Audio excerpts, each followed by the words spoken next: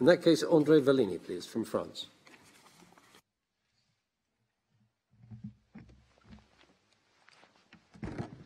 Merci, Monsieur le Président. Nous connaissons tous la tragédie quotidienne de ces hommes, de ces femmes, de ces enfants qui risquent leur vie pour rejoindre les côtes européennes.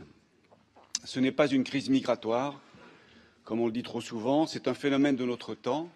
Et comme l'a dit le ministre grec il y a un instant, dans son très beau discours, c'est un phénomène et un drame qui vont durer tant que la guerre, tant que la dictature, tant que la misère ou tant que la montée des eaux continueront à forcer des êtres humains à fuir leur pays, à fuir leur terre natale, la mort dans l'âme, mais l'espoir au cœur.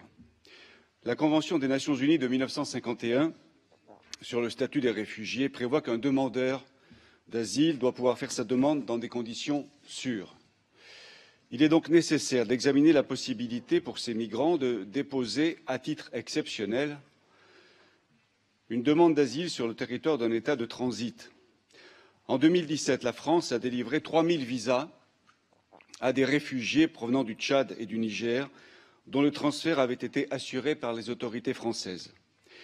Il serait utile d'engager dans chaque État membre de notre organisation une réflexion sur ce traitement extraterritorial, exceptionnel, je le répète, des demandes d'asile. Certes, beaucoup de pays de transit ne sont pas en mesure de fournir aux migrants des conditions d'accueil élémentaires et la procédure de délivrance de visas extraterritoriaux doit donc prévoir des mesures pour garantir la sécurité des migrants et des réfugiés dans les pays de premier accueil, pays auxquels l'Union européenne peut et doit apporter son soutien technique et financier.